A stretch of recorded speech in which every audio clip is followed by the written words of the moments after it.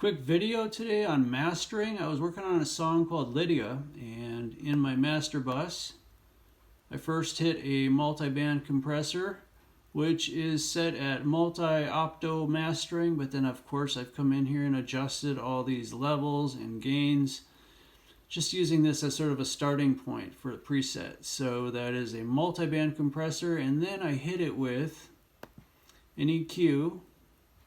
And the EQ I hit it with was right here, which is an 8-band EQ by Waves, and I'm only using 7. You can see this one's turned off.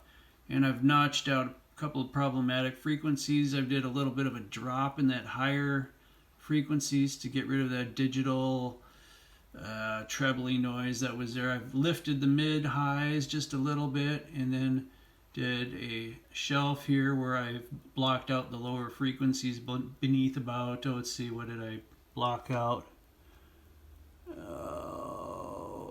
Anything under 84 was starting to get chopped off. Okay, and so that's that.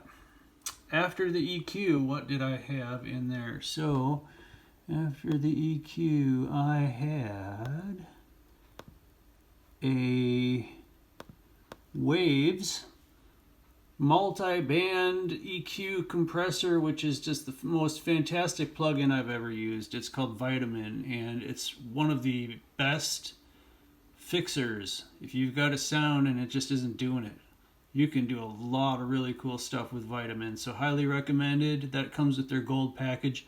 Really an excellent tool for EQ and compression, and super user friendly. You don't have to be a genius to be able to use this thing. There's a lot of cool presets. If I hit load right here, for example, you can see some of the instruments. You've got full reset vocals, a sub menu, drum and beats, sub menu, and these are all treble and treble bass mid compression settings, customized, and then you can take them from these presets and tweak them to fit your unique situation a little better. I've got all sorts of different stuff here. So anyways, can't say enough good things about the Waves Vitamin. After coming out of that, I wanted to make sure I was not clipping in any way, shape, or form, and checking my meters. I was never much above this negative 6.2, and most of the time I was riding right at the top of this. So my levels are coming in at negative 0.6. Or excuse me, negative 6 dB, which is not a bad place to be. Not 0.6. I don't know why I'm talking crazy like that. And then the very last thing that I needed to do, and this had to come last in the chain in order for the dithering to work, was to use this awesome Waves plugin called the L1 Ultra Maximizer.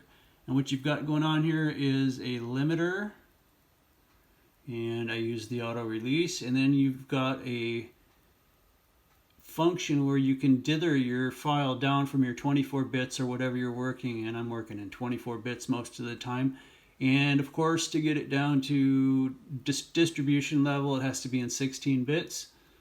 So that's if you're on Spotify or any of the digital distribution outlets. You can't be sending them a 24-bit file usually, so you have to reduce it. When you do that, that creates all sorts of distortion and gaps, and this sort of fills the gaps with some harmonic tones to make up for the gaps that are created when you shrink the file size. So instead of truncating it in spots and leaving holes, you're sort of filling those holes with some supposedly inaudible noise that has some musicality to it. And we've got this all tweaked for normal, regular T1 shaping.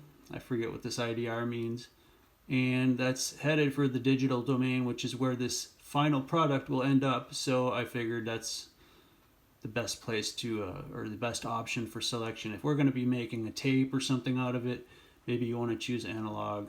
And if you're going to have it scientifically analyzed or taking it to a professional studio, you might want to choose this one, which is your true peak.